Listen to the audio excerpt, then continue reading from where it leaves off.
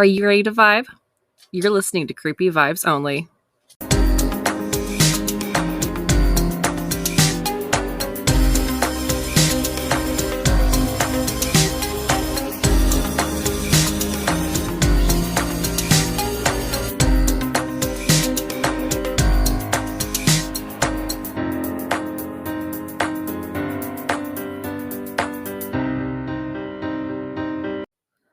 Hello, lovely humans. Steph here, and as you've probably noticed by now, our dear Emma or Erasmus, as we have grown to know and love, has not yet graced us with her angelic voice. Emma will actually be taking a break from the podcast because she has a lot on her plate, and right now she really needs to focus on herself, and she did not want to do this without her full heart in it. So we came to the discussion that I will be continuing on while she's taking her break as solo. So every week you're going to be getting just one story this time around with me. I may be bringing in some special guests in the meantime. I also don't know how long, or she either doesn't know how long she's going to be taking a break for. But basically, when we came to talk about it, there's just too much going on for her. And we didn't want the podcast to become a chore and something that she fell out of love with. And we wanted her best energy when it came to the podcast. So she's taking some time to focus on herself. And if you can think positive thoughts and send great positive vibes her way, and if you want to send her love, please do so, but through the podcast. If you do send us messages through our Gmail or DM us on our pages, I will make sure that she sees them. Just don't go and harass her. That won't be helpful. So, yeah, so for the next little while, and we're not sure how long, once we have more of an update, we will be giving it to you. Um, but for the next little while, you're going to be stuck with me. So, format is going to change a bit. There probably is going to be some getting used to this. So, I apologize in advance if this sounds weird or anything. But yeah, we'll keep going and adapting as we go. So, one happy creepy Monday. I actually am recording this today and will release it in a few hours. So, you get the most live information that you can have. And then a few things I wanted to touch before I dive into the story of the day or of the week. One, completely forgot to acknowledge Black History Month, and I am so sorry for doing that. Emma and I had talked about doing something and pulling different podcasters and all of that. Um, that would be appropriate for the month and would help discover new podcasters, but with the whole occupation of the city and then both environmental health just not being the best over the last month, we entirely forgot about it. So again, I'm so sorry for not approaching it, for not acknowledging it. It's a huge oversight and mistake on our parts. Um, I will be, since next month, March is, well, actually tomorrow, it is Women History Month. I will try to do something special to kind of have some Black History Month in there. I did listen to a few podcasters throughout the month to kind of learn more or just highlight some like really interesting figures in the history of Black History Month. So I will try to highlight those during the month as well as do something special for Women History Month, since this is a women-led podcast. Thought it'd be an important month to celebrate. So I'm not too sure. I have some ideas. Again, I will need to decide by tomorrow, but we will highlight that month. Also, if ever there's anything that you guys, especially since the format is going to change, if you have ideas or stuff that you want to see or hear for the podcast or ideas of how we can adapt during this time, please feel free to message me.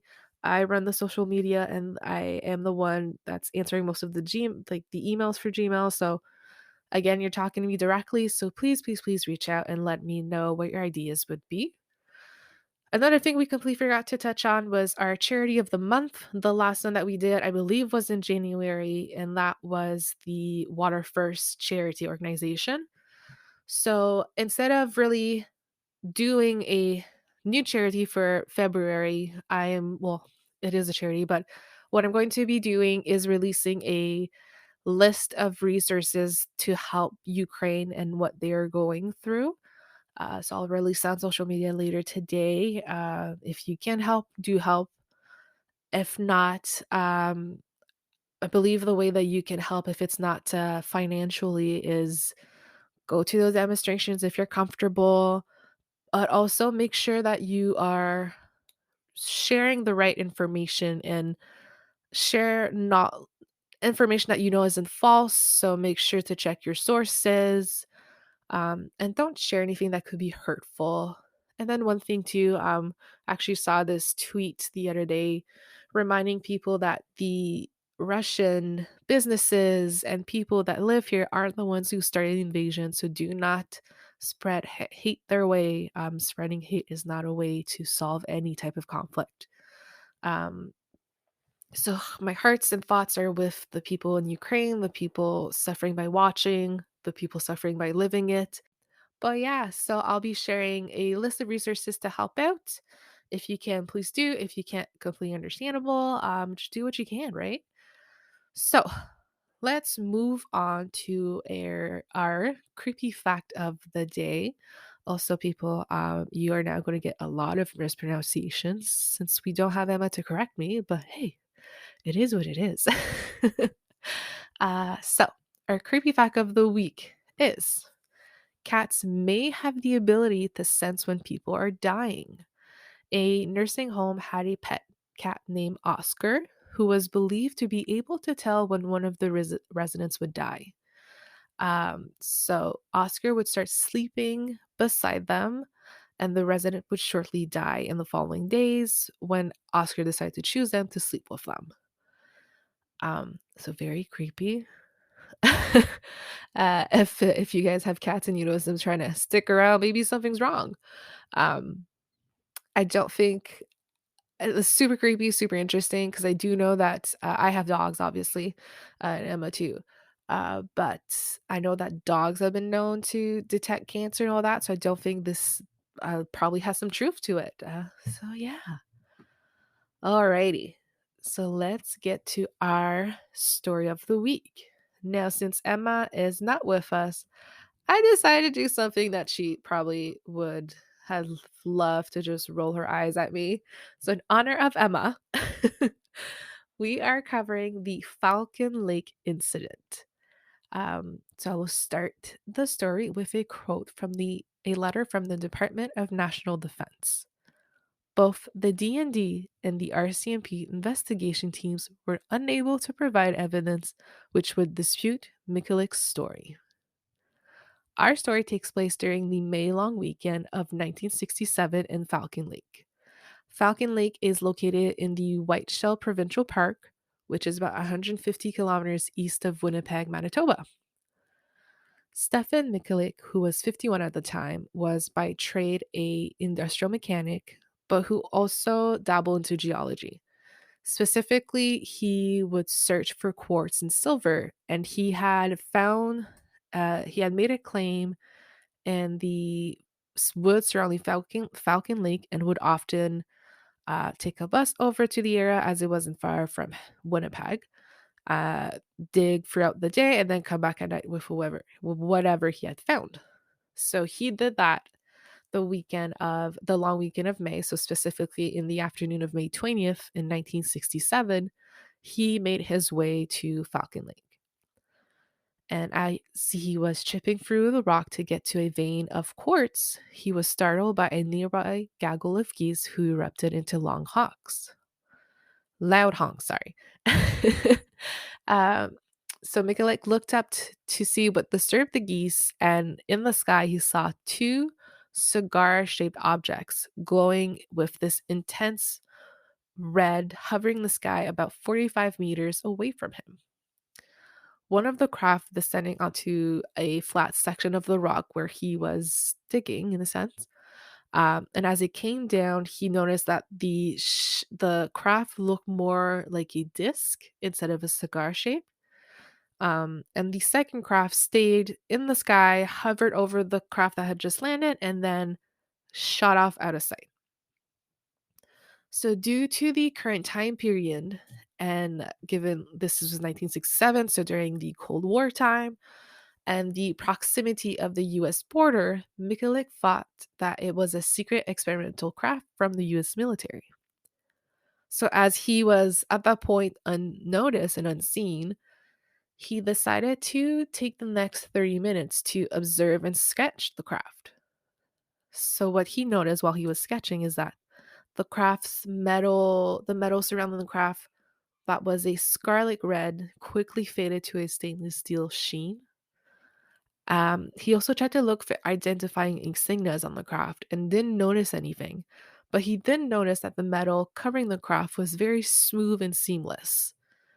And during the observation, he could feel warm gusts of air coming off of the craft. He could smell the smell of very strong sulfur and could hear air hissing and the engines whirring in from the craft. So, not really believing anything particularly strange was happening, after he had finished sketching the craft, actually, sorry, he decided to take a closer look and see if he could help the people in the craft. He was, in fact, an industrial mechanic, so this was right in his wheelhouse. He had the potential to help them if something was malfunctioning, and that's why they landed. So as he got closer, he noticed that on the side of the craft there was an open door. So from his vantage point, he wasn't too close yet, so he could only see very bright light spilling out of the doorway. And as he got closer, he could hear muffled voices inside of the craft. So he immediately stopped, held his breath to listen to better hear what was happening. But while he was listening closely, the only thing he could really make out was that there was two separate voices. Sounded human enough. Couldn't really It was very muffled, so couldn't make out what they were saying, but he could hear a difference in pitch. One had a higher pitch and then the other voice had a lower pitch. So he kept going on closer and he called out to the people inside of the craft and said, "Okay, Yankee boys, having trouble? Come on out and we'll see what we can do about it." The voices in the craft immediately went quiet and no answer came. So he thought, okay, maybe another language. He, same thing, reached out to the craft and said something in Polish, which was his native language. No answer again. Then tried to reach out to them in Russian. No answer. And finally, he tried German and still no answer. Since he know that he heard people in the craft and they just went quiet, he decided that he was going to peer into the doorway. As the light was pretty bright from far away, he had welding goggles that he used while chipping away at the rock, so he instinctively pulled them down on his face and went to look into the doorway. In the door, he saw various colored light beams and panels flashing in what seemed to him in a random sequence. Didn't see anyone or anything living inside of the craft.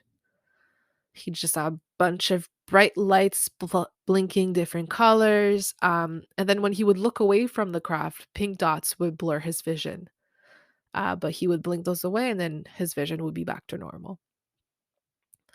As he stepped away, the three panels slid across the doorway to close the door and seal it. Hesitating, he decided to touch the craft and felt that the metal was burning hot. His hands were in gloves as he was chipping away at rock. So when he pulled his hand away, he noticed that the fingertips of his gloves were burnt. Now, not really sure what was happening, trying to make sense of this, suddenly the craft started spinning counterclockwise, and he saw a panel with a grid-like pattern in front of him. Then, without warning, he felt a shot of hot air hit him right across the chest, and scorching pain shot through his chest. He stumbled back, and his shirt and cap burst into flames. Instinctively, he turned away from the craft, pulled his shirt and cap off, and then he felt a second gush of hot air around him. So he looked back around at the craft and saw that it was already over the trees, and then in the blink of the eye, it was gone. Suddenly, Mikulik felt ill and that something was seriously wrong with him. Nausea and an extreme headache hit him. He stumbled into the nearby forest where he vomited. He broke into a sweat. The pink dots reappeared in his vision. He looked down at his chest and saw red marks in the form of a grid. The burn marks actually quickly became sores. He vomited a second time and fought the nausea and pounding headache as he made his way out of the forest and tried his very best to stay conscious the whole time. He eventually made it to the highway where he tried to flag down a highway patrol car. The patrol car just kept going, and the officer who saw him just thought he was drunk. Now, why he didn't stop? Not sure why. Seems counterintuitive to what his job is, but hey, he didn't stop. So Mikulik eventually made his way back to his hotel room at the Falcon Motor Hotel, where he approached the hotel owner and asked for a doctor. The owner noticed that his eyes were bloodshot and that he seemed extremely, extremely unwell. Unfortunately, there wasn't any doctor in town that day, so Mikulik was offered to just rest in his room while arrangements were made for him to go back home. In his room, he called his wife and told her that he would take the next bus to Winnipeg and to have their son wait for him at the bus stop and bring him to the hospital right away, which is exactly what they've done. So Mikulik was brought to the hospital where he was treated for his burns and immediate symptoms. However, after that incident on May 20th, 1967, he was sick for weeks after the incident. He suffered from diarrhea, blackouts, headache, immense weight loss. He actually wasn't able to eat solid foods ever since that day.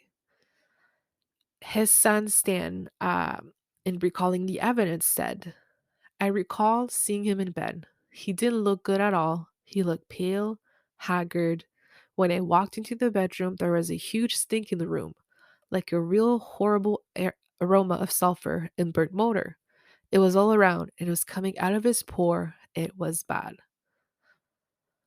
So this Stan actually, on the 50th anniversary of the incident, decided to write a book about the incident called When They Appeared. He co-authored it with Chris Rutkowski, a Winnipeg UFO researcher. And this quote, I got it from a CBC article where he was talking about the book in the event.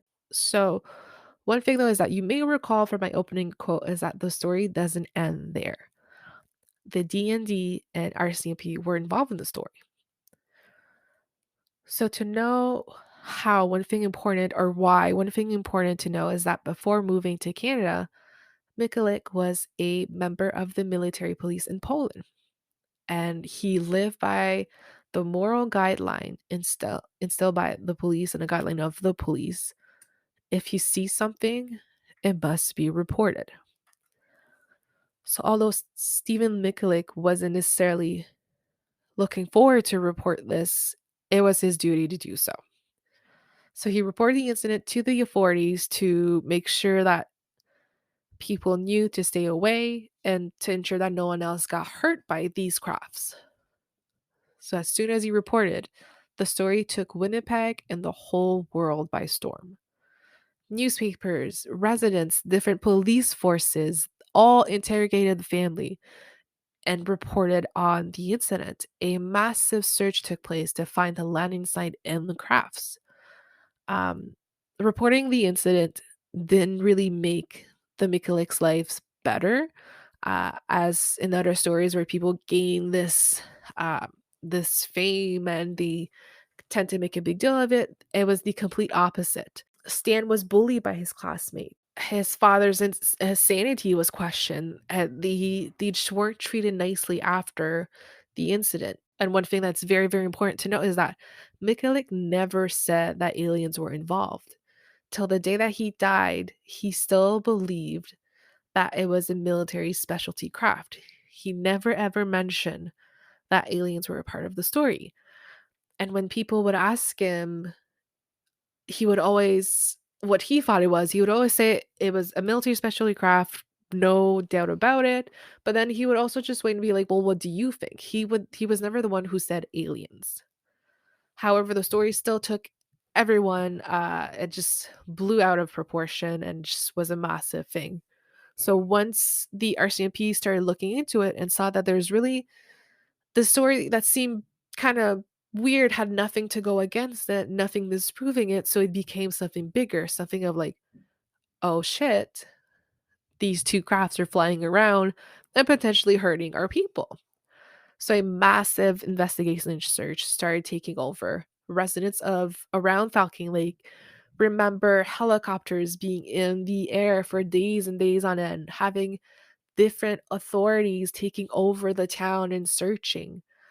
The search included the the D&D, so Department of National Defense, RCMP, NASA took part of it, the United States Air Force, the UFO Project for the United States government, ARPO, which is the Aerial Phenomena Research Organization, and this is a group of PhD scientists that are consulting for the US government, all took part in this. So when he was in the hospital, Mikula gave instructions on where to find the site, but his instructions were too vague. So, despite being extremely sick, two members of the RCMP convinced Mikulik to join them in the search. They first started an aerial search in a Canadian military helicopter, then continued on foot until the evening. With no luck, the pair drove him back to his home and immediately returned to Falcon to continue in the search. All right, sorry, I had to pause for a second. I had two little dogs banging at my door. And now we're back, slightly winded, but back. So as I was saying, so the RCMP officers went to get Mikulek to find the landing site. So they started off the day with a aerial search in a Canadian military helicopter. No, the area was way too large and he couldn't pinpoint it, so they decided to do a search on foot, which lasted until the end of the day, but still no luck. So they drove him back home to Winnipeg and then they immediately returned to Falcon Lake to continue the search.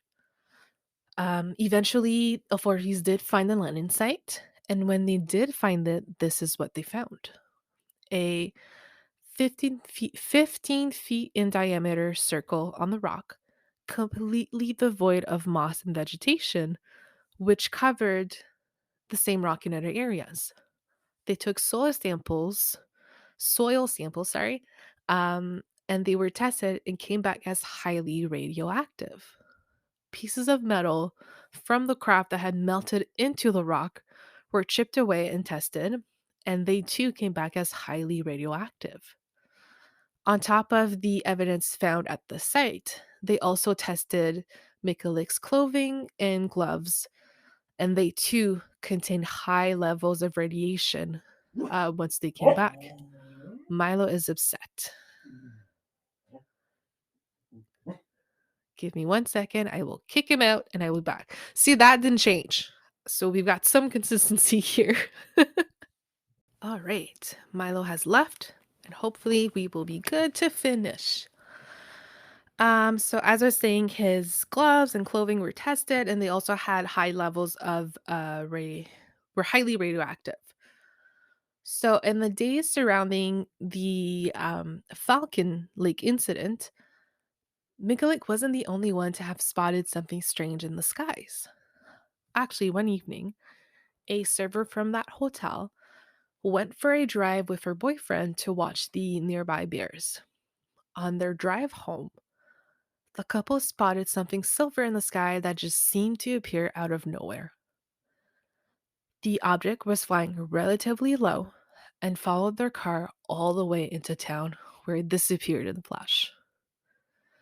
The server lived in the hotel in staff accommodations, and she absolutely refused to leave her room the following morning as she was way too shaken up from what had happened that night. After the incident, Mikulik's medical condition did not get better. He was sent to the Mayo Clinic in I think it's Mayo Clinic in Rochester, Minnesota in 1968. Um, he was still suffering from blackouts. Strangely, his burns would keep reappearing on his chest. And since his sanity had been questioned all throughout this process, he was also examined by a psychiatrist who came to the conclusion that Mikulik was a very pragmatic, down to earth man who would not make up stories. The Falcon Lake UFO incident became Canada's best documented UFO case.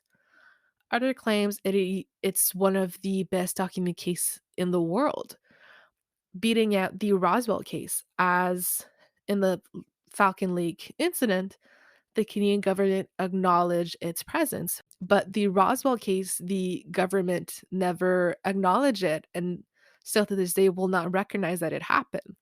So that difference in the government involvement gives the Falcon Lake case a bit more credibility. Throughout the years, Mikulik retold the stories numerous times without an element of the story change it. He always told it the same exact way, didn't add on things to make it dramatic, recalled it perfectly as how he first told the story in the night of 1967.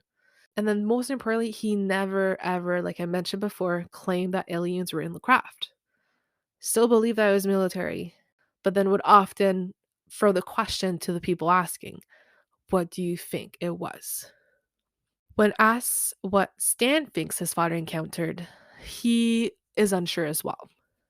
He says that he's not close minded enough to think that it couldn't be otherworldly and that he does believe there's life out there, but that he also knows a lot about aircrafts, um, and that the technology that we have just doesn't work the way that craft work. So that was the story of Falcon Lake. I hope that you enjoyed it, found it interesting, just as interesting as I found it when I stumbled upon the story. Um, so yeah, just one story for today. It's gonna be one story per week for the next few weeks. Hopefully, Emma will be back with us soon. And as I said, just send positive vibes her way. Do not harass her on social media. If you have a message or just want to reach out, do so through our the podcast social media, and I will make sure that she sees it.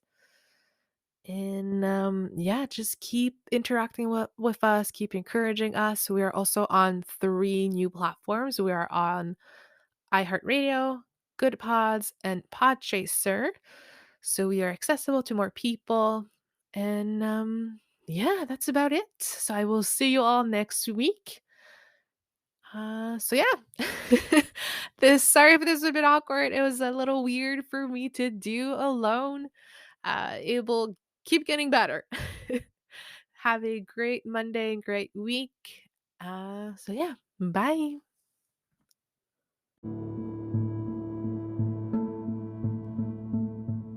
You've heard the scary ghost stories. You've discovered horrendous crimes and opened your eyes to the lives of murderers and missing persons. Maybe you've learned about cars or music. But have you ever wondered about the strange stories that make us, us?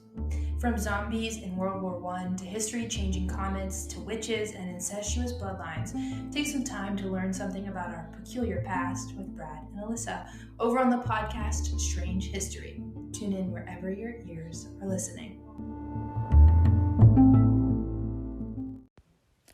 Thank you for listening to Creepy Vibes Only. You can find us on Instagram, Twitter, and Facebook at Creepy Vibes Only Podcast.